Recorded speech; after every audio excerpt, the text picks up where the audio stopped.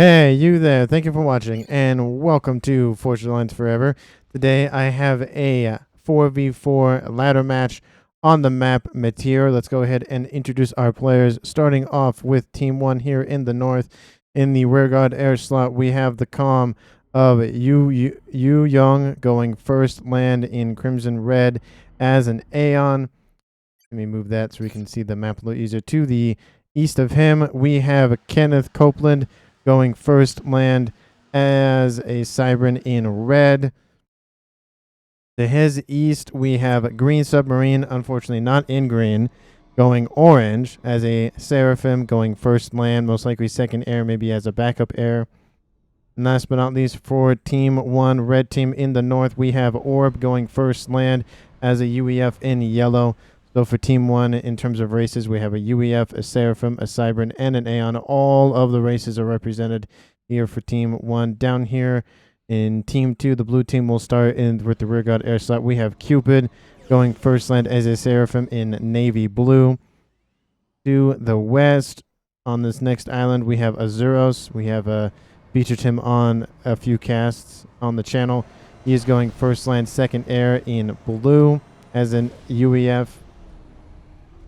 Again, further to the west, we have Retardon going first land in purple as a Seraphim. Going first land, most likely second air, I would assume. It is an interesting build order with these P-gens. And last but not least, for Team 1 here, on this little peninsula thingamajig, we have the comm of Note. Oh, I paused it by accident, excuse me. Comm of Note going teal, going first land. I think that's second air. Yeah, I think that's second air in teal as a Seraphim. So for Team 2, we have 3 Seraphim and 1 UEF.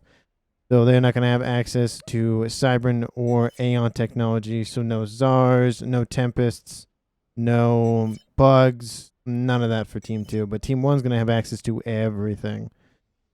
Let's go ahead and check out some early plays from these land-ish players. Note is starting to establish a foothold on this northern island here, and his mirror to his east is doing relatively the same, except the yellow comm of Orb, the player of Orb, is focusing on engineers rather than moving his own comm. I want to take a note to apologize for my poor audio quality lately. I had a mic, tried to edit some settings on it. Then got a new mic, tried to keep the old settings from the old mic. That didn't work. Made the last video kind of choppy. I noticed that while I was recording it, felt pretty bad because it was choppy.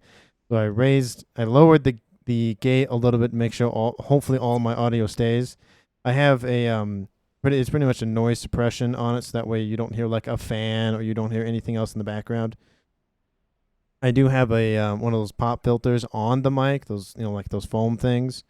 But that doesn't block all of the sound, so I'm just trying to make sure that there's no extra sound going into the microphone, so it's not a bad experience for everyone watching. And again, thank you so much for all the support, the comments, the likes, everything. I'm super close to 250 as of recording. I am 2 subs away from 250, and I'll be putting a poll on my on the community tab post thing of either you and everyone's going to vote on whether they want the celebration cast to be a Pro versus Joe, a kind of a lower tiered ranking game, a higher tier ranking game, so like 800 plus, kind of similar to this, but even a little bit higher than this, or a different game, whether that be bar, whether that be just something else.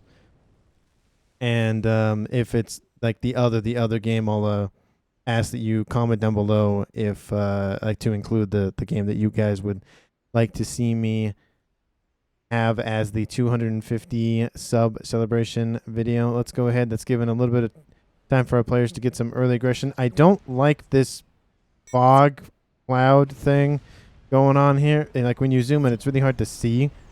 And I don't know how to get rid of it. I've like turned off the sky and it doesn't go anywhere. It doesn't go away, and it's very annoying. So I do apologize for that. This game, I made sure that there's no desyncs or anything. It's very good. A lot of back and forth. And so let's go ahead and get some early action on the cards here. We have Yu Young. I call him Yu. going ahead, leading with his comm against these little forces out from the teal commander of a note, trying to establish a foothold on this little island here. And these two comms are going to start getting at it here on this northern section of that island as well. But I guess they're going to be more focused on getting the reclaim. I didn't focus on that. I do apologize. There is a decent amount of reclaim on the map. Pretty much surrounding these major islands over here to the west and the east. But again, there's reclaim pretty much on all of the small islands. There's not a whole lot of mexes on this map, and a lot of them have already been claimed. So we're going to see our players focus on getting mass fab farms, and that again won't be told later in the game. We have a Thunderhead, a frigate out from Orb, just taking pot shots on the commander of Cupid, just kind of hanging out. Cupid's going to be like, that's like a fly just being annoying, or a little bug, a gnat or something. But it's, more of those would be the problem. There's another one coming on station. But we have the comm of Orb on the front lines all the way into the advanced forward line of Cupid, trying to just reclaim this T1 factory.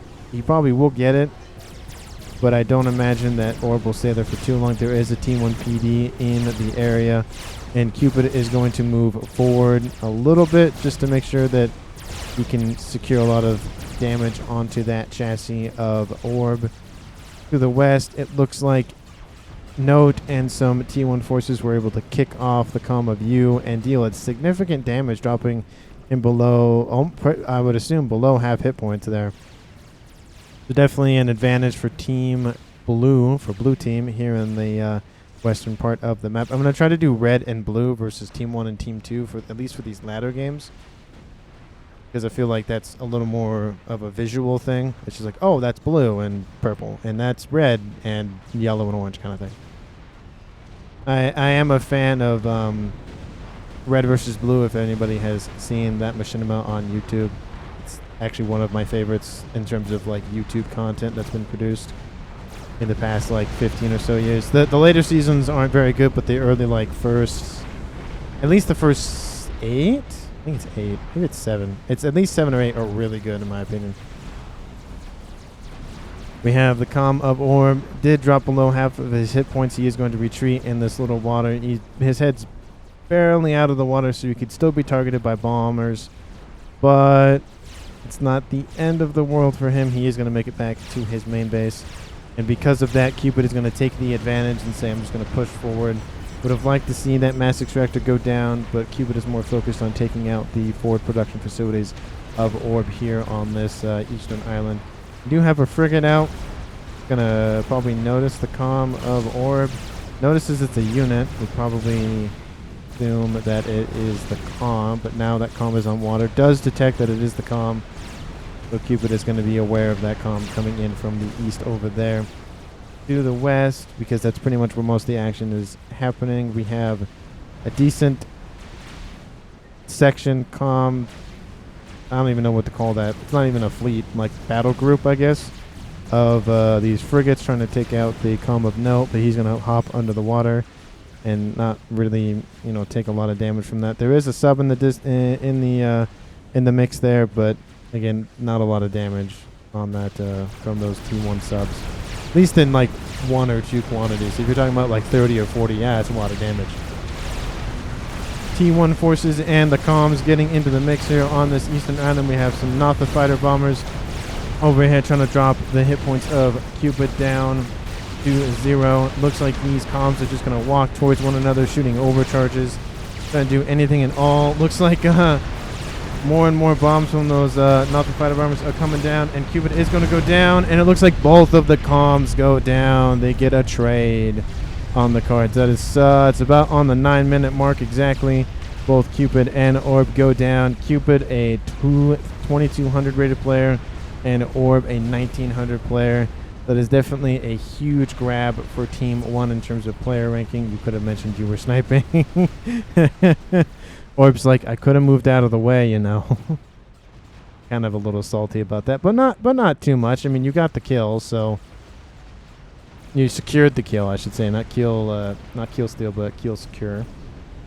not those Nathas we saw earlier moving into the back line, taking out the remnants, the handed over base of Cupid 2 Azuros. Interceptors on station. One isn't going to mount to a whole lot against these bombers. And these bombers could easily just turn around and take out the interceptors, but I don't know why. Maybe they're going after Azuros as well. But I don't see. I mean, this isn't going to amount to a whole lot, honestly. T3 air has been. T3, T2. I saw the two pillars on the factory. One fully ringed T2. Mechs goes down. Those bombs have to reload. It's going to take a minute. There are some of these T1 interceptors in tow, but again, not going to amount to a whole lot of damage. They go for another T2 mechs. Take that out. They've taken 3 mechs out so far. Definitely worth the price in mass for those, not the fighter bombers. Then they split, turn around, but there is an interceptor. There is an ASF that is now intercepted those Nathas and has killed both of them. So let's check out the ecos very quick. And looks like Team 1 and Team 2 are pretty much tied. Team 2 was probably in the lead most definitely before all of that damage. But it looks like tying it up relatively in the generated eco game at about 11 minutes. Team 2 has accrued more of the mass in terms of total values at about almost 12k, 11k mass. But again, not a whole lot at 11 minutes, but again, we have to keep an eye on that because the larger that discrepancy grows, the more advantage that Team 2 has in this game.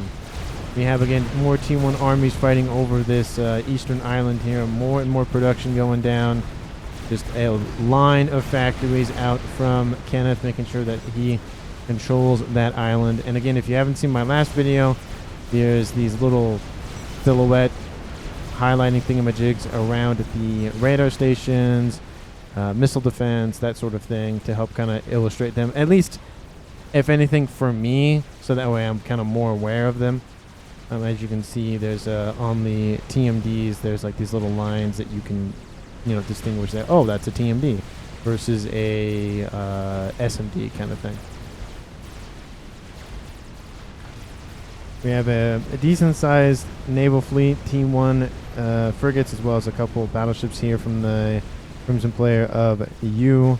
We have a huge, relatively, it's a little bit bigger than U's army. Kenneth is, due to the fact that he's inherited a base, has more eco to play with, so he's almost double the eco that U does, and is able to pump out more naval units and be able to secure this center section of the map. Let me just zoom in a little bit. You get a better view of that kind of huge channel that they have to try to channel's not the right word, section.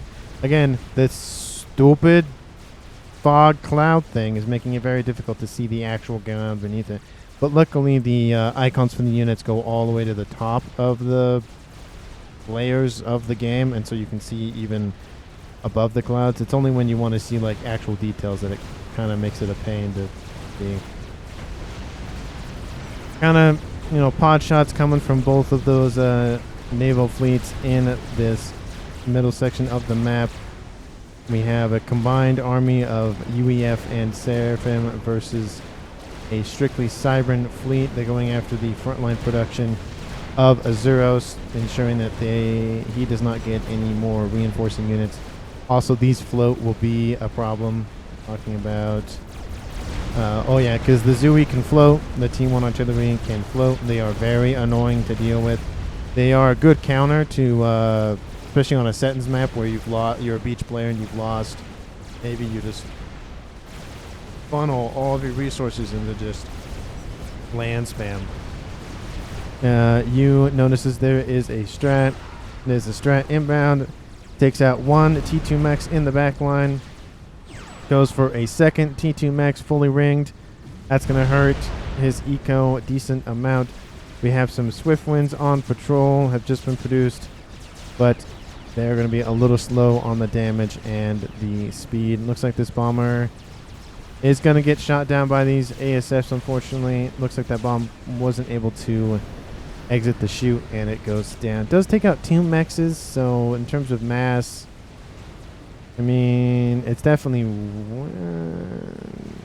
one more mechs would have made it more worth it, but due to the fact that they dropped 800 and took out not almost that much, if not a little less, it's not really worth one bomber. So we are seeing that T1 artillery being a problem here for Kenneth here for the old base of Orb. Just all of this artillery very good at taking out infrastructure, you know, production lines, PGens, anything and everything. The weapons on those artillery are designed for structures, so that's what they're good at doing. And they're just good at being annoying too, so that's always a good bonus. T2 Navy has been achieved for Kenneth as well for that UEF tech. Looks like he's focusing strictly on T1 production here in the middle of the map here. And I don't see T2 on the cards. Oh, T2 is on the cards for Cybertech as well. So he'll probably focus on governors would be my bet from this UEF factory, and then Salem's from this naval factory. We have this little alcove, this little channel here to the west. These frigates out from you are posing a problem, trying to take out any engineers or little mexes on the edges of this little island. But Team 2, the blue team, I keep saying Team 2, the blue team definitely has full control of this western island and the eastern island as well. They're surrounded on at least one side by another army, but at least they have control of the island. So they definitely have more physical map control in terms of land, but Team 1 has more map control in terms of navy. And where the mechs and eco is concerned, the land is far more important. I'm surprised that this mechs is still online all the way up in the front lines. I would like to see... Looks like this engineer is tasked with going and building a mechs, but because there's something already there, it can't. Again, huge amount of T1 forces being built up in this middle section of the map. Pretty much Kenneth is focusing solely on Navy. We do have assistance from you in that regard, and I wouldn't be surprised to see maybe Green Submarine maybe can into it, given his namesake, but he's focusing on air, which is, to be fair, very important. Looks like that transport goes down. Looks like it had some engineers on board, but doesn't really amount to a whole lot. However, for Azeros, he just completely skipped T1 and went straight from T1 to T3, skipping T2 and going for these Neptune-class battle cruisers. These things are very, very effective at taking out T1 and T2 forces. Those direct-fire weapons deal lots of damage, and they're deadly. Against battleships, they aren't really that great. They just don't have the damage or the hit points to just survive. But against Team 1 or T2, yeah, they annihilate. Like, just one laser beam just takes out an entire frigate, and then obviously it has to acquire a new target. You can see it's just starting to rip through that front line against the red team. Azeros on an upgrade on his chassis, going for the T2, getting some more hit points, as well as being able to build those T2 structures. We have another Notha bomber attack. We were able to take out 3 mexes on that main island for Zeros, which is once Cupid. We have a decent amount of ASFs patrolling the skies, trying to lock out Zeros on this eastern side. And what's interesting here is that we have a couple of these land factories being transferred over to the Calm of No. I don't know why that is. They are T2, and they are going for Yenzine, these hover tanks. Which, I mean, I think all of the Seraphim units can hover. I think all of them can. So saying hover tank isn't really that special. It just denotes that it's specifically like the amphibious tank kind of thing that the UEF get. Team 1 and T2 Army going up against this Team 1 and T2 Navy of versus red and blue, of course. But the Calm of Note doesn't really have a whole lot of defenses on the shoreline. There's some shields in here. There's some assault tanks, these blazes. There's destroyers. There's a cruiser in there. It's very good to see. There's a couple tac subs as well. Very good mixture of units, especially mixing both land and naval units. allowing for some very good plays. You can take those land units and put them onto land and be able to use them effectively there. Apologies for that little random zoom in and out. You can see these battle cruisers with their support fleet has pushed the front line of Kenneth all the way back to this little island here. And those lasers out from those cruisers are just battle cruisers are doing lots and lots of work. They have multiple guns on them so they can fire independently of one another. There's like an anti-missile battery on that, tactical missile defense on those. You can see the little Gatling gun go off, very similar to the T2 TAC defense. Those buzz kills. I don't like seeing cruisers go to the front line because of literally what just happened, but would like to see again. Okay, we have some Salems, that's good to see, and some destroyers. And like I mentioned earlier, it'd be a lot easier to just have one factory pump out cruisers and one factory pump out destroyers. However, Kenneth does now have a T3 battleship online. I do like the red. Definitely the Cyberans with their the red color scheme is definitely, I think, one of the best. Obviously, because in the campaign they are red most of the time, so it makes sense. Like the UEF are blue, but their ships are normally blue anyways, so it's like, what's the point? Like saying adding white on top of white, it's like, it's white, what's the point? Let's take a look at ecos very quick while we hover over this battle here. We have almost 1,000 generated for Team 2 and 800 for Team 1, so almost about 150 to 200 mass differential, and that is making a huge difference in total mass accrued for Team 2. They are now up to about 42,000. That's about almost 2 monkey noids. That's starting to be a little dangerous for Team 1, but they are going to get another battleship online. Are they going to be able to save this T3 headquarters? No, these battleship cruisers are still online. They do take out the headquarters. That is definitely a blow to Kenneth's production line. There are a couple auxiliary factories, but they won't be able to produce any T3 units until they get a headquarters back up. And it looks like the mission from Azuros is complete, reducing the production capabilities of his opponent here in the naval game. We have some assistance out from you as well, trying to shove those battle cruisers back, and they're still online, kind of, sort of. That one just died. This battle cruiser is taking hit after hit, trying to run away, but it's not really going in the best direction to do that. We have some reinforcements coming from him as well, a couple destroyers as well as some frigates. But again, those aren't going to amount to a whole lot when you have a bunch of destroyers and you're running into the main production yards of the same opponent, to be fair. But you're just going to drop this mass right on his doorstep. It is a 2-vet. You're going to have a little more hit points, but then it dies. So it was definitely trying to get as much bang for its buck that it could before it died. And the rest of those naval forces are going to retreat through this little channel here.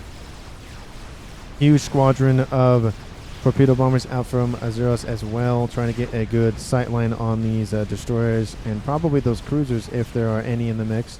The battleship's still a huge threat up here, but not really being used effectively that much. Would like to see it maybe pushed up and try to secure this huge mass field over here. I mean, there are mass fields pretty much everywhere, but the majority of it pretty much landing on Team 1, red team's side of the map. It is going to take some getting used to say red team instead of Team 1 or Team 2 respectively. We have shield going down for Azuros as well. Constant raining coming from these Nothas, definitely diminishing the resourcing options for blue team. Another Mechs has gone down, of course. There are engineers on station to try to remedy that situation. Do we have any spicy plays? We do have a... what is this? We have a strategic missile launcher in the backline, a nuke. And it just got finished constructing its actual building, and now a bunch of engineers are hurriedly trying to build that nuke so they can launch it. The air grid going up nice for him as well. What are the ASF counts right now? Oh, a little over 100 for Retardon, and then for you we have... oh, wrong play. For Kenneth we have 82, so a little bit behind in the air game, but nothing that's not recoverable. And then there are about 12 or so ASF. Well, yeah, a little more, just considering all of the rating. Oh, couple squadrons of ASF for him as well. ASF from Green Machine, assisted by some Swift Winds, moving over to try to take out the rest of these torpedo bombers. This isn't really worth it to bring the whole like ball of ASFs to. I mean, the Swift Winds could have taken that out by themselves. I just feel like that was a little risky. If those ASF were in a better position, it would have mattered a lot more. So I don't know why Kenneth Green decided to do that. It just seems a little too risky to me. But maybe he just wanted to secure the kills on that. We have some torpedo bombers trying to do some work, but all of the onboard anti-air is just too much to do some lasting damage. Again, I love to see these shields out from you, just reinforcing his naval units. Actually, just prioritizing land units, to be fair, and using them as naval units. They don't have a lot of hit points comparatively to those naval units, but they can go between land and sea, so that is the advantage. We have a T3 mobile sonar platform. The range on this thing is pretty incredible. You can see it, and it's like almost the entire map. Again, this is a 20 by 20, so it's almost the entire map, and it would cover a whole 10 by 10 map. So, you know, not really a lot of surprises going to be occurring against them, at least in the sea. Land is a different story, and air is a different story, of course, but at least in the sea they got that covered. The battleship now on the front lines being used as defense, but it looks like some forces are pulling back to try to take out the rest of this infrastructure here. That is gone. There's a couple units just patrolling over here. Ooh, now we see the bulwarks coming out and another battleship from another. We have a battleship instead of a battlecruiser out from Azuros as well. We have cruisers in the mix as well. Again, he is UEF, so why would you not build the governors? That they're just really good. And the bulwarks, and the battle cruisers, and the summits. The destroyers are, they're fine. But I'd say the best units in terms of Navy for UEF are the summits, of course, the governors, the bulwarks, and the Neptunes. And then you cannot forget the Atlantises, those experimental subs that look like rockets or spaceships or whatever they look like, depending on the way you look at them. We have a spy plane mission going down, and all of those spy planes get shot down except for two, and they make it into the back line. You're going to get some nice intel reads, and the ASFs go out. Those aren't really worth it. Looks like Green Submarine has noticed a nuke being built. Let's see. Yep, they can see it in the bottom left-hand corner. Looks like there was a spy plane that went over there at some point. There is a Natha in the back line. A couple of them, again. Just dealing as much economic damage as they can. But it just looks like for Team 1, they're focusing a little too much on that. I mean, yeah, doing economic damage to your opponent is very good to do. However, there's a nuke on station, and I don't think anybody has SMD built. No, those aren't SMD. There's no SMD.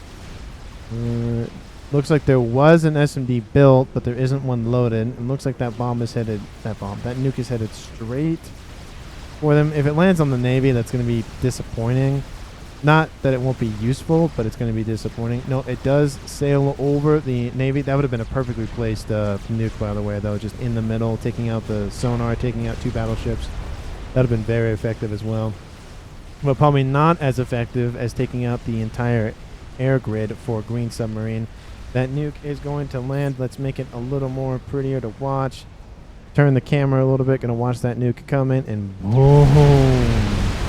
Takes out almost that entire air grid. If it went just a little bit further northeast, it would have taken off the rest of these. Would have denied all of those engineers, because you have to like build engineers, which, I mean, there's more engineers down here, to be fair. But you wouldn't have any ASF production at all. But the air factory headquarters is gone, so it eliminates that need anyway. So it's, you know, kind of a moot point. But these engineers prioritize shield and power generator production just to protect power, because it looks like Green Submarine's going. He isn't stalling power, so I don't know why he built a power generator first. And then he builds it for strategic missile defense. That, I guess that's fair. You want to build that just to get that up and running, not have another nuke kill you. We have the first experimental of the game built is from Azuros, and as I was speaking earlier, those Atlantis class experimental aircraft carrier submarine dual use thingamajigs. They kind of look like a rocket. They kind of look like a spaceship, especially with the wings and how the engines are built on the back. Very effective, and it just looks like it's going to be Atlantis all day. And given the map is mainly focused on Navy, and pretty much all of the Navy can hit all of the land, pretty much. Yeah, I'd say maybe except if it was in the dead center, maybe it'd be out of range. But... or maybe even in the tight corner, which is probably why Retardadon, built that strategic missile launcher in the corner just to ensure it's far enough away from the impending Navy that might just kind of, sit right here. So there is a Awasser that is almost constructed as well. That's going to be a nice bomber for them to be able to use. Hopefully it's used effectively. A lot of times nowadays, especially with the crash damage being nerfed, it isn't really used super great, and so it's disappointing when you see a bomber just crash into the ground and just not kill anything. Its bomb didn't get released. It's sad. So there's lots of battleships preparing for Kenneth. Actually, there's a decent amount, and from both the factions as well. Let's just see how many they have on station. Nope, that's again the wrong player. They had 8 of those Galaxy classes, and they have 2 summits, so they have 10 battleships on the field, as well as, again, support craft, frigates, subs, destroyers. Where are the cruisers? There is a that bomb going off somewhere. Where did it go? Oh, it's over here. Looks like that Awasher was used to take out a decent amount of that Navy on the west-hand side. This would have been a good place to plop that bomb as well. Lots of bombers going down. That bomb is now loaded. Where is it going? Looks like it's going... is it going into the back line to the main base of U? Looks like it is going in that direction. We'll check on the Navy game in a minute. Looks like it's changed its idea of where it wants to hit. Maybe going after that T3 factory. Taking out all of that build power. It does launch its bomb. Takes out almost all the build power surrounding that headquarters. There are some ASF on station for you as well, and that Awasher is going to pretty much die. Oh, sorry about that. I'll just close that. Go away. And the ASF from green come in, but the bomb does get released just in time and takes out the core mass for you as well.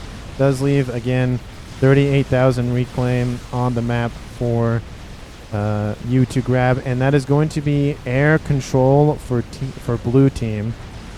Pretty much the air player has still 178. All these incoming ASF are just going to die, and because the ASF are spread out, they're able to just constantly fly by, fire the little missiles that they have, and just evaporate all the remaining air support. Another nuke out from that nuke launcher in the southwest corner of the map. Where is it going? Looks like that line's going straight for the main remnants of Orb's base, which is now again in the hands of Kenneth. Looks like he edged it so it goes for the core mass as well as the T3 headquarters. That's a very good placement. You could have even moved it even a little bit more northward and tried to get a couple of these auxiliary factories down.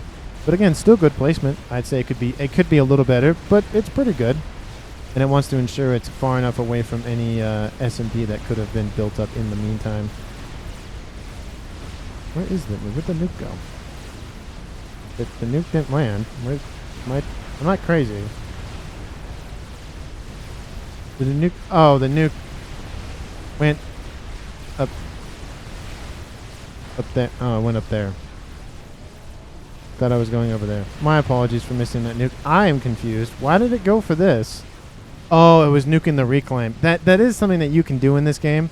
you can just nuke the reclaim, and so your opponent can't get it, which I guess that's a smart move as well, but you could just diminish the resourcing options of other players as well. So, I mean, I guess it's kind of it's a give and take with that. The next nuke is going to land here. That's what that means. Okay, that makes way more sense now. And I do apologize, I was a little confused about that. Huge torpedo bomber spam being used to take out those battleships, and since there's not a lot of cruisers or air support from ASFs in the area, these torpedo bombers are able to act en masse. There's no hindrance. There are a couple aircraft carriers in the back line being built up as well. A huge amount of engineers huddling around this underwater mechs. They aren't going to be that helpful. They should be spamming up SAMs. They should be spamming up flak. Just anything and everything to hinder this approach of all of these torpedo bombers. And they're going to go into the main production yards of the red player of Kenneth. Looks like they're going for that T3 headquarters once more. Those bombs are going to be dropped from the skies. The bombs, they're torpedoes. And they're just going to impact onto that headquarters. Are they going to be able to take it out? Another experimental built from Azuros, and it survives. And a lot of those, are those torpedo bombers going to be enough with that second pass? I don't know. Priority is fixing that headquarters. Does it get it? It does. That's going to be the second T3 headquarters down for Kenneth. It must be super frustrating for that. Note making a comment to his teammates to watch out for Telemazer. Just due to the fact that they've been punishing Kenneth so much, he might just decide to teleport in and do some laser nonsense. Now we see those Atlantis 40,000 hit points on that. I was going to say superstructure, but it's not a superstructure. That submarine. We have another one back here taking out all of these frigates. The frigates out from the red player of Kenneth, just pushing into this main shielded area from these bulwarks, targeting the bulwarks, targeting the frigates, targeting all the auxiliary ships that they can. The issue with the summits is because they have a slow firing rate and they, again, move slow and they take a long time to recharge. They're not very effective at taking out a large section of units just like this. That's where those battle cruisers would come in handy to help take out all of those frigates. We have these Atlantises chasing down these Galaxy classes, just being like, hey, where you guys going? Party's that way, where you going? And they are team 2 Azuros. He is retreating. He's probably pulling back to regroup. There's another Atlantis back here. That'll be the third one on station here in the front. A battleship does go down to all of those frigates and supporting battleships. And more bombers being used to just take out all of the heavy targets. And just Kenneth is pumping out battleships as long as he can. Gets a sorry, I keep zooming back in and out. Decent amount of bulwarks as well. There are some mobile artillery just causing a little bit of havoc over there. But looks like Kenneth has recovered the main middle section of the map and is just spamming out frigates and all of these engineers to scoop up the reclaim as well. The sonar platform from you is moving again. It is weird that it is mobile, so you can select it and move it. Again, the danger is it can get killed. So that's why I like stationary ones as well as mobile ones, because then you have a defined area that you can see all the time, and then you can kind of add to it.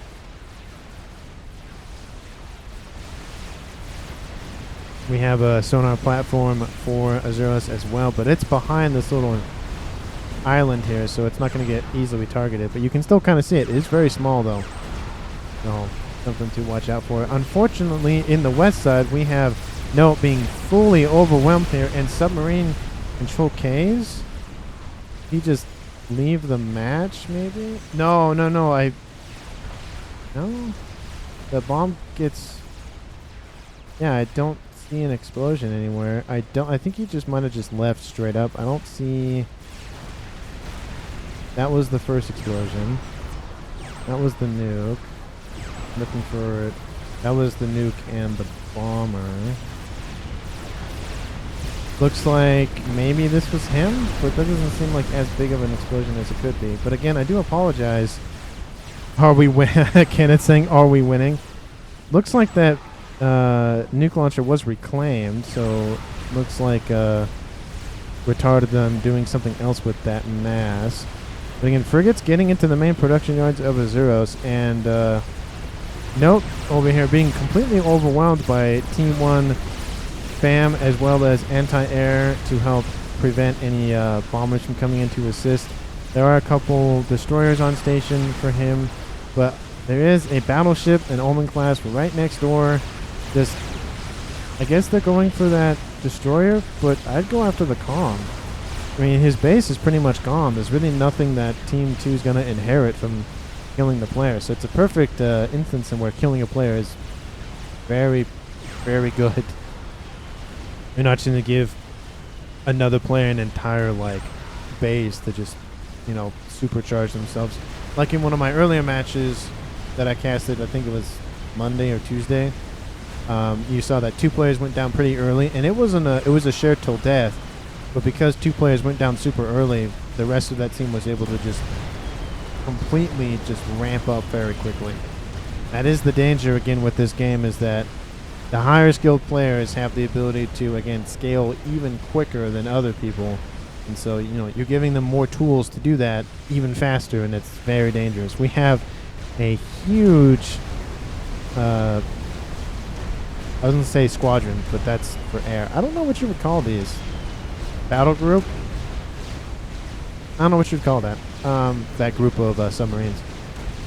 But they're prioritizing the anti-air, taking out those aircraft carriers. They can build T3 units, of course, so again, taking out capabilities. They also take a battleship out as well. Again, I think Green Submarine just left, I think is what it was, because we saw the control K message, and we still saw his units under his control. So, I mean, I don't think that was a kill. I mean, that explosion, again, is not big enough compared to this one. So, I just don't... There's not a lot of economic damage. There's not a lot of big explosions. So, again, I just think that Kenneth just actually controlled K, and it's not some dumb notification glitch that's happening.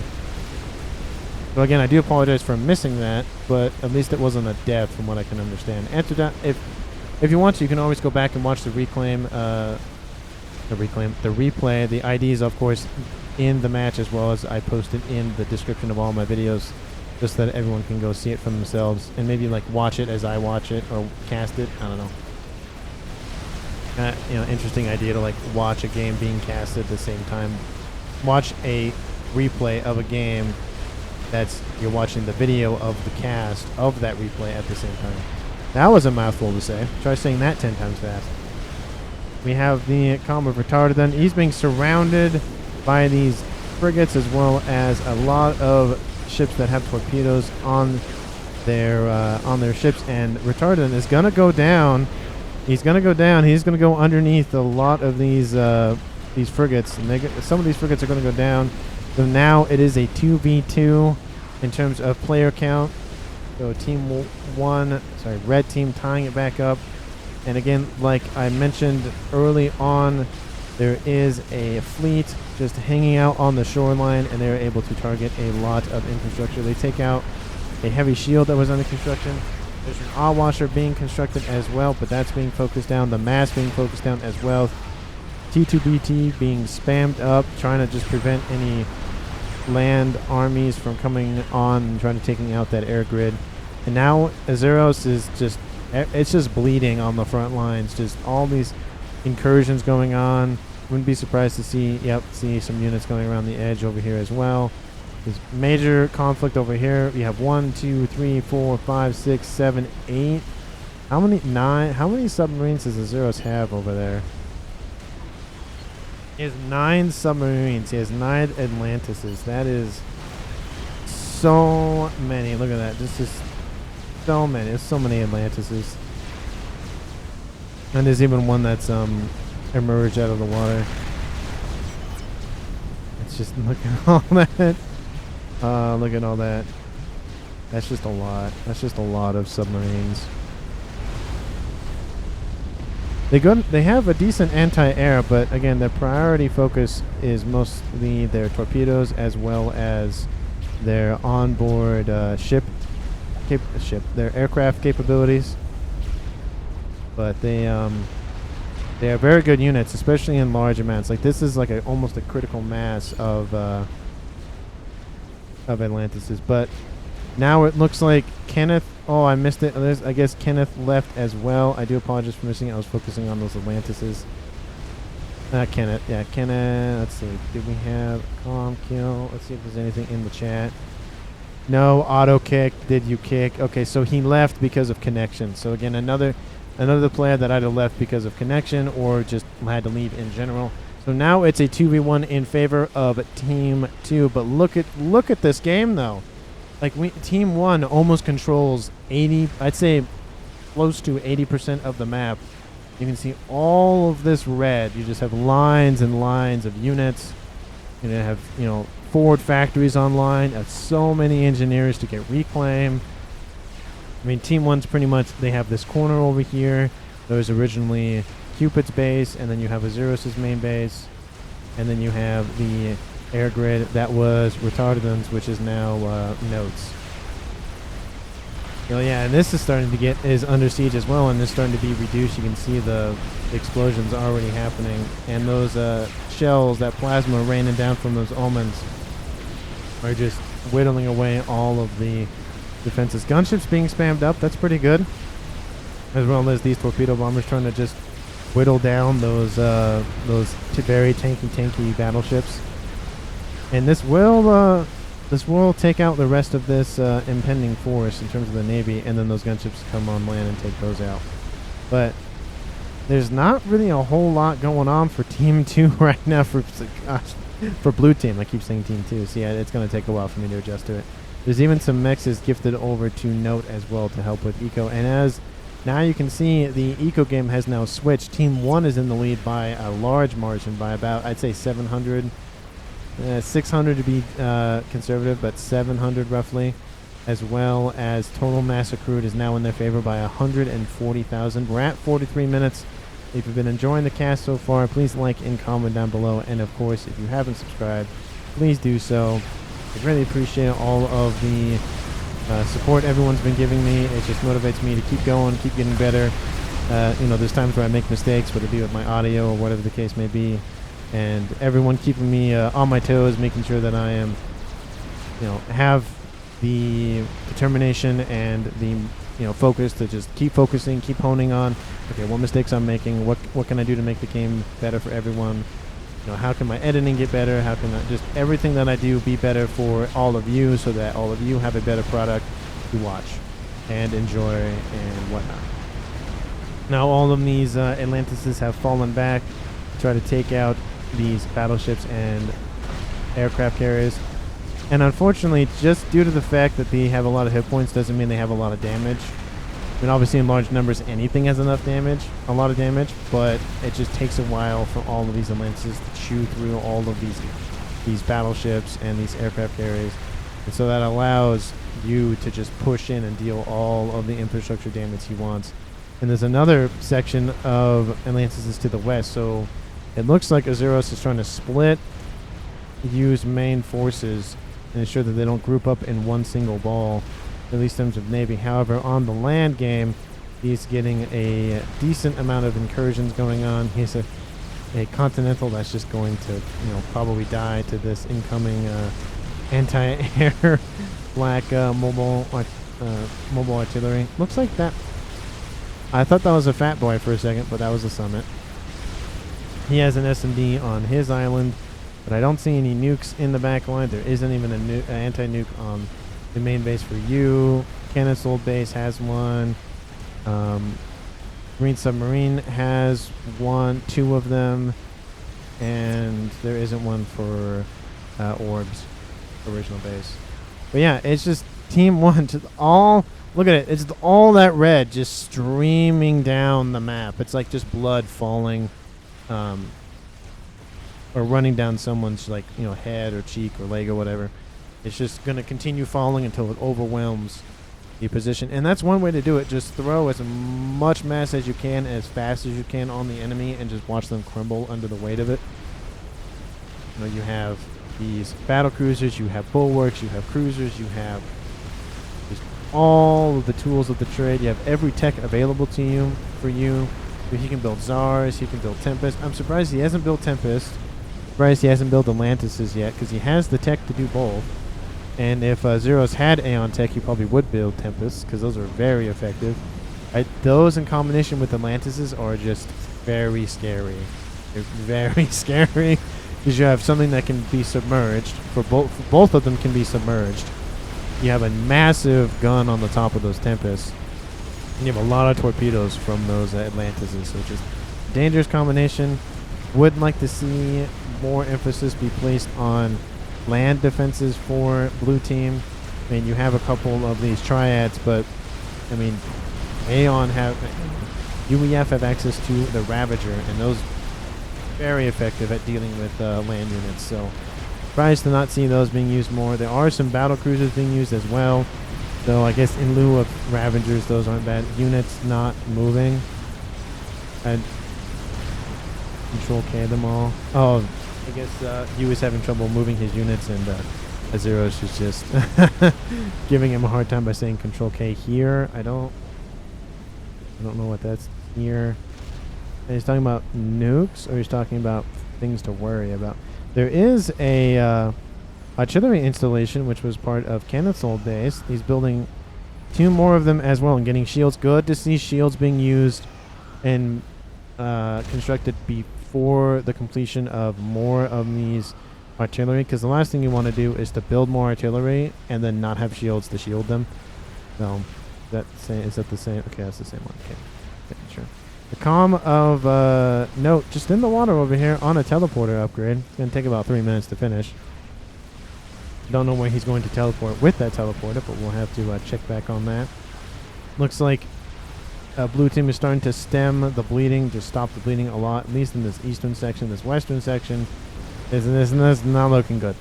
He needs more battle cruisers, he needs more frigates, he needs more of everything. And the mass on this map is insane. 53,000, 22,000, 43,000, 45,000.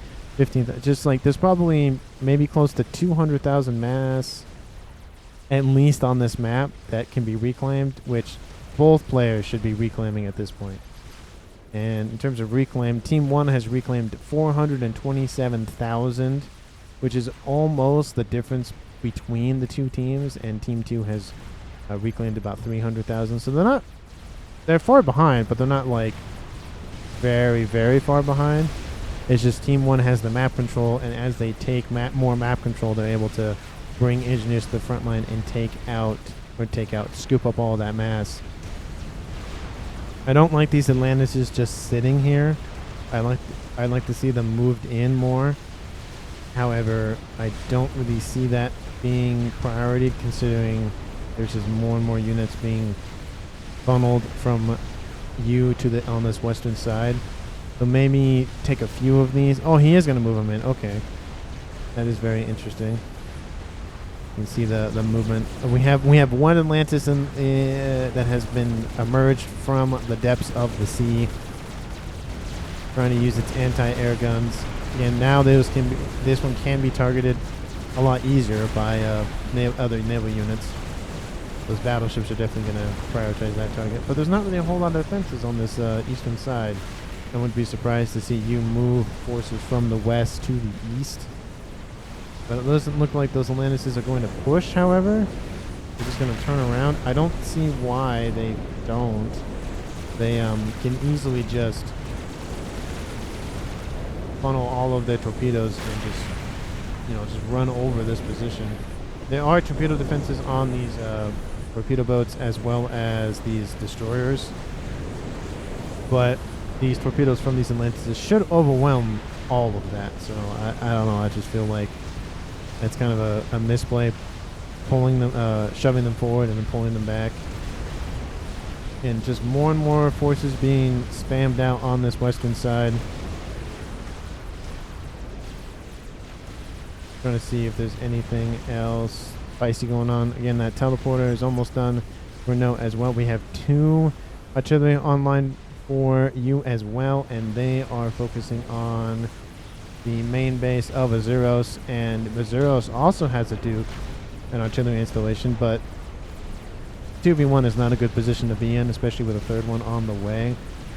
I just don't like the air factory is built right here, at least the headquarters, and it's right next to the artillery where the artillery are going to land. And I just feel like it's just a risk. You could have put it over here. You could have put it like somewhere else out of the way and not have it like next to your main production yards. But I'm not the one playing the game. I'm just the one reviewing it and making my comments on it. We are at the 51-minute mark. If you've been enjoying the game so far and the cast and my commentary and all of the crazy shenanigans that I can't speak English sometimes. Again, please like and comment down below. And of course, if you haven't subscribed, again, I greatly appreciate it. Just hit that red button and help me get to 250 subs and then beyond after that. We have a huge push from these battle cruisers just trying to shove that front line back. They were able to stem the bleeding here with this opening on the western side, but the far west side from this western island is just is a lot. And they're not getting to the main island anymore over Zeros, but they are still getting into that main cove area on the western side. So it's definitely not the issue isn't solved yet, but it definitely has some issues. And it looks like note control case. I'm sorry I missed it. Looks like he went for the artillery. Takes out all three of them, as well as most of the pigeons as well. He was going to teleport and take that out. Again, that's a very good move. You making a comment, he lost his artillery. Only one of that the mass remains. 550. Wow, can't see English hard. 53,000 mass still there. So wouldn't not build on the one that's like has the mass there. What are you doing? This is a fun game. What Note said. Now it's a 1v1. And again, in terms of map control, Team 1 has been in the lead of map control for the past maybe 15-20 minutes now. And Team 2 has been on the back foot. They are getting more and more progression. They are trying to come back. Team 2, blue team. Azuros being the only player left on blue team. And that artillery installation is still online. It has lost a couple of auxiliary buildings around it, but, the artillery is still on. And there's two shields protecting it, so not that bad. It looks like we have a huge battalion of these blazes coming in from around this main hillock here. This little like mountain range, whatever the heck that is. The artillery being spammed up, PD being spammed up, trying to prevent their incursions. However, there are pigeons that have a lot of health missing. And if these blazes get in and are able to take out these two pigeons specifically, that Duke will fall from the volatile explosions. I only think they need to take out that one pigeon, and then the rest of them will cascade. They'll just die one after the other. But PD just being spammed up, just trying to do their best to just hold the line down there. So, but the huge push in the Navy trying to force back this naval pressure out from this eastern side. Like I said, would like to see more of an effort to go around here, but there is a lot of these SAMs here to prevent any flybys. And that's a good placement of SAMs as well, but would like to see more movement at least, because there are no units over here for defense, and that would pull forces from that front line. But the bleeding has continued, and it's now forced their way back through this western alleyway, I guess. And more of these Atlantis are being spammed up. Unfortunately, I don't think it's enough to stem the bleeding. Again, more and more of these T2 blazes, as well as the Ascendants, these flak, are just preventing bombers from being used en masse, torpedo bombers specifically. And U is just hanging out with the shield, heavy shield specifically. Enjoying life, just hanging out. It is a 1 vet comm, so, not a lot of extra hit points. But it looks like that artillery from Azuros is just trying to prevent any more being built for you. We are at the 54-minute mark. And we are starting to see a little more movement out from Azuros, just forward momentum at least. That huge wing of these, what class? The Ubuzu? Uosoil? Those torpedo bombers. I'm not going to go pronounce that Seraphim unit. There are these bulwarks being used to shield against these incoming torpedoes, but they are targeting, it looks like they're targeting those battle cruisers. That's going to be a kill for those torpedo bombers, and the next wave should be coming in pretty soon. Yep, here come another string of them as well. Again, would like to see some cruisers in the mix. I see one. Would like to see like 4 or 5 of them. There's another one here. But looks like Azeros is just going to go straight in like a javelin, just all the way through. Unfortunately, what this is going to do is allow all of this mass to stay on the used side of the map, and if you retreat, you're just going to get shot all the way back. And yeah, it's just there's just too much pressure, too much incoming supply lines coming in, and it's just all these battle cruisers are going to go down. These bulwarks are going to go down. There is 6 Atlantis in the area. Lots of hit points to chew through, but given enough time, the Aeon player of you will definitely be able to chew through all of the rest of those subs. There's a huge ball of ASFs. How many is that actually? 215. So again, huge amount of air for red team. For blue team, there really isn't a whole lot. Oh no, scratch that. It looks not as much as I thought. It's 400. It's double the amount of ASFs. Why isn't he using them more? I know he's keeping them in the back line just to not get destroyed by all of this, the SAMs and whatnot, but his naval units need them. Like, these torpedo bombers are just massacring all of these naval units. It's just not looking well for the player of Azeros, unfortunately.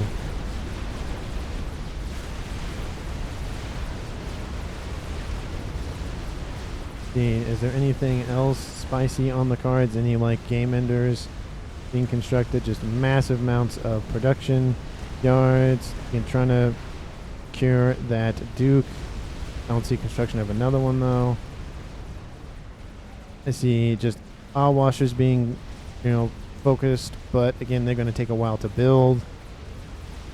So I just don't see this going in blue teams, Azeros' favor as of right now, just due to the fact that there isn't really a lot of, cohesion is not the word I would use, just due to the fact that it's only one player left. But there's not like a goal in mind. There's not, I'm going to hold the front line, funnel a lot of my mass into this one thing, and then that's how I'm going to win the game. Yu's point of view is, I'm just going to build, he was going to build artillery, and then probably just said that's not really worth the mass. I wonder what his plan is. I don't see anything in the back line. What's this? That's just this fabricator. Okay, so getting more mass down, building Rascoms as well. So he's going to focus on mass. He's already at 1.6 generated at 57 minutes. I forget if that's slow or fast, depending on how much infrastructure was already there. I don't see anything back here.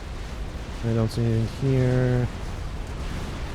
So he can easily take this mass that's here. Oh, and that section of P-Gens goes down. That's 53,000 mass that could just be funneled into something else. He could go for he could literally go for anything. He has all the tools in his toolbox at his disposal. He could go for Paragon, Yolana Oz, Maber, Scathis. He could go for just anything he wants to. But as of right now, he's not really going for a whole lot. And because of that, Azeros has made a lot of progress in the Navy and has pushed him back, and is now have almost full control of this middle section of the water. And with all of this pressure, and there's not a lot of units coming in to help support. There's a lot of SAMs. There's a lot of torpedo bombers. There's intel installations. There's obviously all of the engineers and then some. There's all the ASFs in the back around this little mountain. But there's not a whole lot of like direction, and I feel like especially at 58 minutes, like there's got to be something you can plan towards. I mean, I know subcom brain's a thing. I get it. I think everybody gets it at one point or another during their games, and you kind of just get tunnel vision, and it's very hard to get out of that tunnel vision. I think a lot of that comes from practice. I hear a washer bomb going off. It is going after these T2 production factories, trying to slow down the advancement of these blazes. We have a huge effort from these bombers, these torpedo bombers, to try to take out anything they can out of the Navy. The Navy being pretty much the focal point of this map, considering it's like 75% water, roughly. And it should be for obvious reasons. But don't discount air. Air is, I think, I don't know, it's hard. I feel like air is like one of the, like they're all important in their own rights. I just feel like for utility, air is the best because you have ways to take out naval units and ways to take out ground units. So it's kind of there's more versatility with air versus Navy, where it's like I shoot at stuff that I can see or shoot at stuff that's in the water, and that's about it. And land's like I can shoot at stuff on land, or if I can float, I can shoot other stuff. But it's like air units are usually typically faster. They cost more to produce, of course, but I don't know. I just feel like air is, if you have air control, it's almost game over. Because you can build bombers, you can build gunships, you can build everything and just like bulldoze the enemy team. And I don't know why blue team didn't do that. They had air control at one point. Another bomb goes off somewhere. I hear it. Where is it? There's battleships are going down here in the middle. You can hear that bomber somewhere. Where is it? No, those aren't it. Those circles aren't helping. Need to find one that's flying. I thought I heard one somewhere. No, that's another Atlantis. I don't see. I heard it. I swear I heard it. I just don't know where it went. There's another one almost completed in the back line for Azuros as well. We have crossed the. Oh, here it is. We have crossed the 1 hour mark. It is officially an epic, termed by Guile. And those ASF come in. Come on, ASF from Team 2. You got to do something instead of hide around that hill. They're going to use that washer as a distraction. That bomber is going to go down. Air fight does ensue, but a lot of the ASFs were killed while dealing with that experimental bomber. So a decent section of U's Air Force is going to go down. He still has... Oh, that's the wrong thing. He still has 88...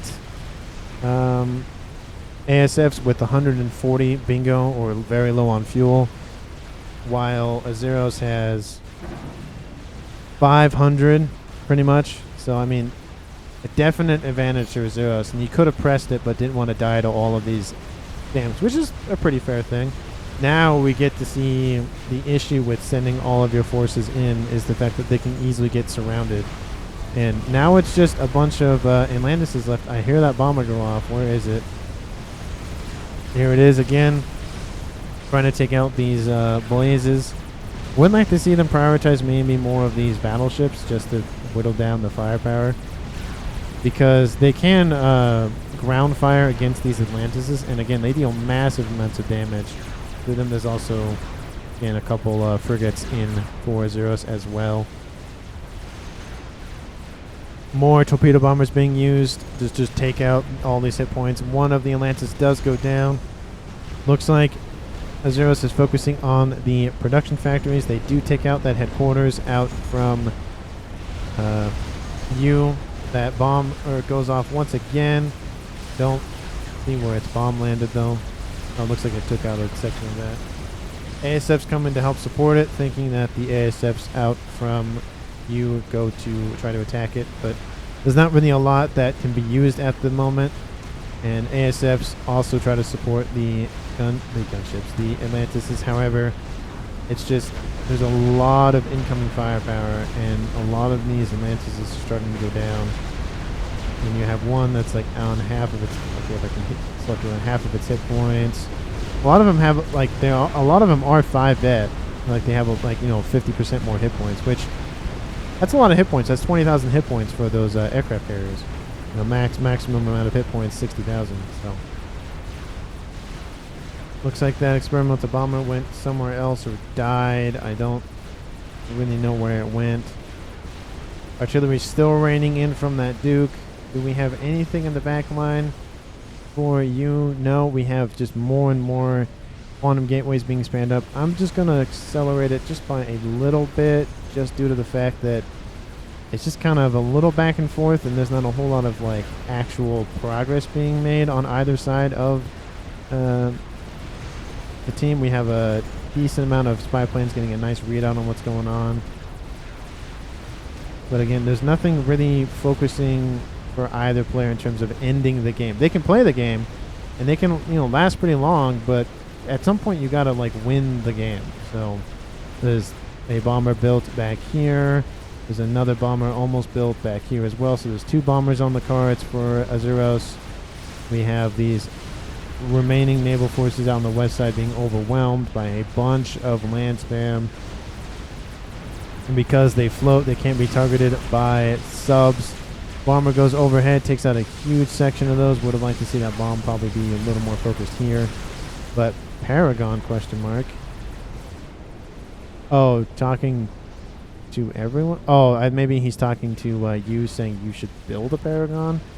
I'll be thinking, can you just end the game, please? It's already at over an hour. Probably his thought process with that. Huge air fight going down over a bunch of SAMs. The ASF that have no fuel are taken out. And these ASF out from Azuros are just going to go into the back line, taking all the losses. Oh, you shouldn't have turned.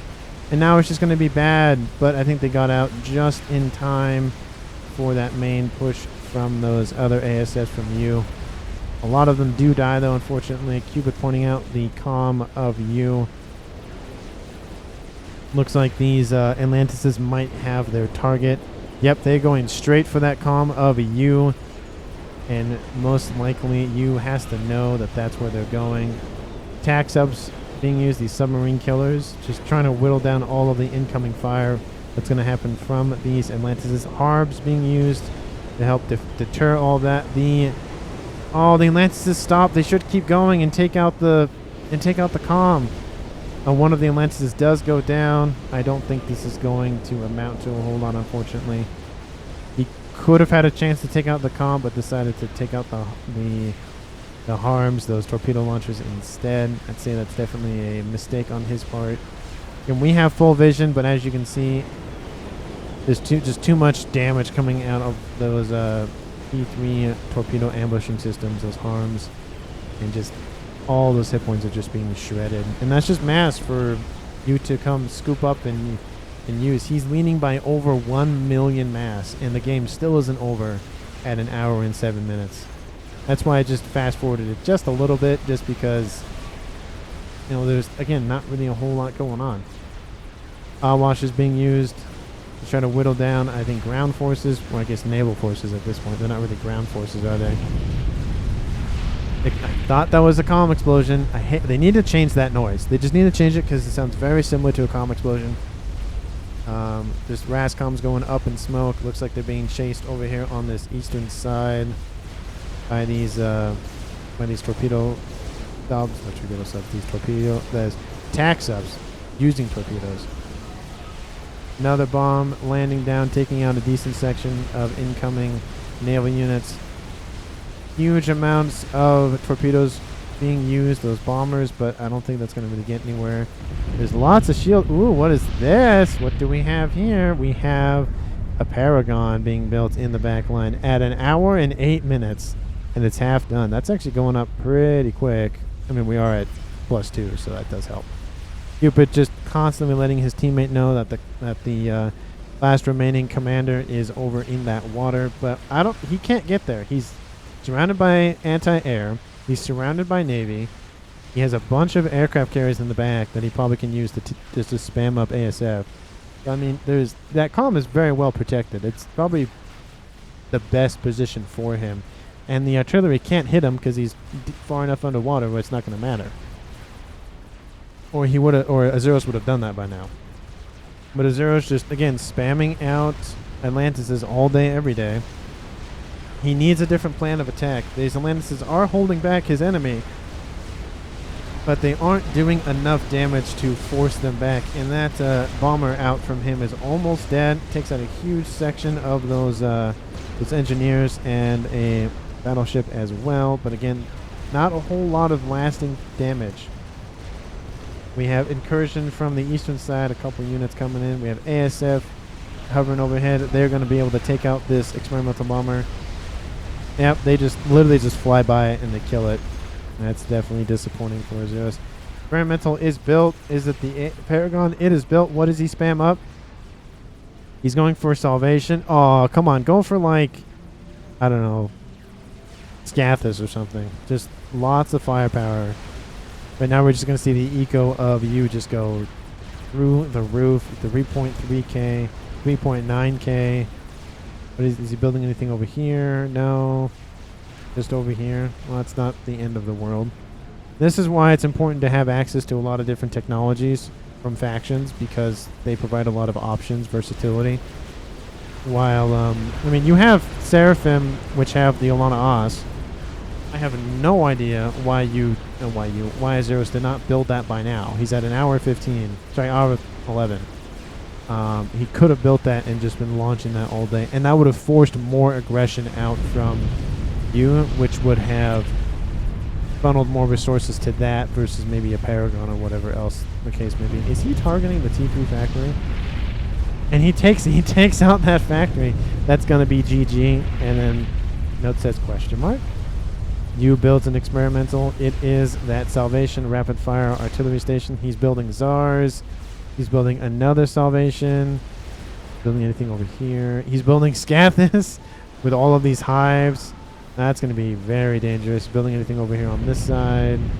No. We have Rascom explosions going off all the time. And again, that front line from Team 2, from Azuros, from Blue Team is just being eroded. Going into the production yards, taking out factories, taking out mass, taking out anything and everything they can get their hands on, surrounding summits with all of these blazes, these hovers. Looks like they are going, the Salvations are going for that main air grid to the west. I'd say it's a very good move.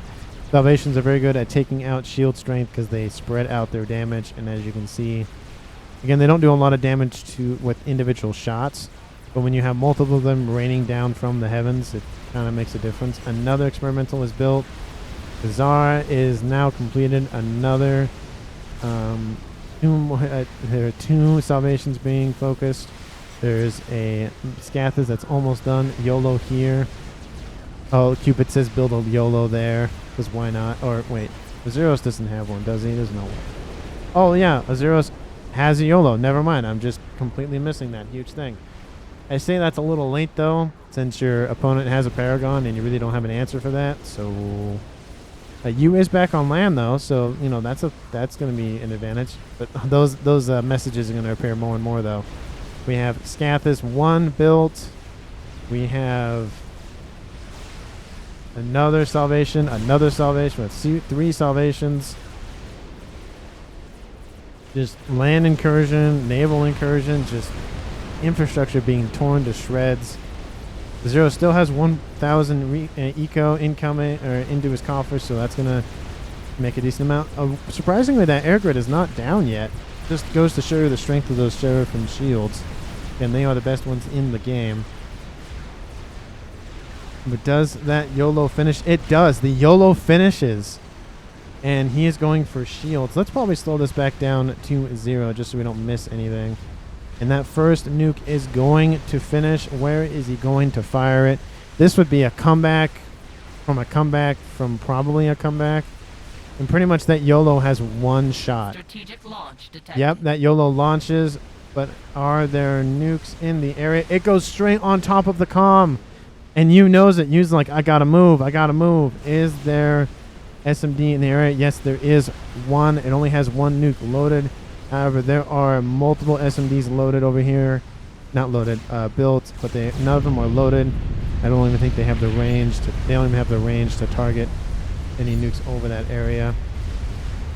Ooh, this is gonna be close. Azeros has to build another nuke and anticipate the movements of his opponent, because he could win it right here. There is a transport on the way looking to try to pick up the comm of you. It lands a little short. Does he get onto that transport and make it out of there alive? I think that says I was waiting. Strategic launch detected. That nuke lands just to the east of where that comm was. The comm of you gets out of there, and it would have killed. It would have been close. Yeah, like you said, it would have been close. Oh, that is definitely disappointing. And unfortunately, now with the Paragon resources, all of these nuke silos are going to load very quickly, and he's going to put his comm in the corner of the map where that YOLO cannot hit him. And yeah, I think that's gonna be it was definitely close. It was very, very close at the end there, but we have more and more artillery fire in. Now we have we have almost 3 Scathis. Do we have anything over here? We have a YOLO being built. Oh, please build a Maver. That'd be all 4 in one game. Oh, come on, please build a Maver. That'd be hilarious. Salvation. No, I don't think he's building a Maver. That's disappointing. Is UAV techs over here? I don't see. Oh, so it looked like we were gonna use, yeah, but then he pushed back, and I had barely any T3 Navy and no air. Yeah, that's the thing. It was Azuros had the air advantage, but didn't really use it. And the way you countered that was with a bunch of SAMs, and so now a bunch of ASFs are going to fly over. They're going to see the YOLO, of course. Obviously, they probably knew where it was for a while. Salvation fire raining down. Scathis fire raining down. That YOLO is still building its nuke. It has the shield does go down. There's a shot incoming from that Navy. Is this nuke gonna launch before it is destroyed? I don't really think so. The Calm of Azuros is in the water back here. That YOLO is still not hit. It's just being surrounded by artillery fire. Look at that. And the nuke does launch. The nuke launches. That's hilarious. It actually makes it out just in time. It's not going to last very long after that. And more artillery. I think those are Scathis shells raining down. This is not going to make it. And torpedo bombers are coming. Oh my. Yeah, that's Azuros, you need to get on the land because those that doesn't look good for you.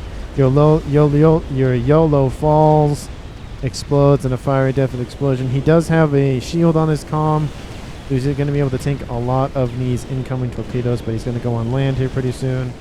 I wouldn't be surprised to see some strat bombers as well in tow here pretty soon. Nuke gets launched as well. Is it a I don't know what kind of nuke is it. I don't see the nuke icon. Oh, it's from the other YOLO. It's a counter YOLO. The YOLO doesn't. Oh, I was gonna say it doesn't get shot off. Or shot down. That's pretty weird. But Azuros is being fired upon by artillery. Looks like we have another nuke, and he just control Ks decides to just end it all. Everyone says GG in the chat.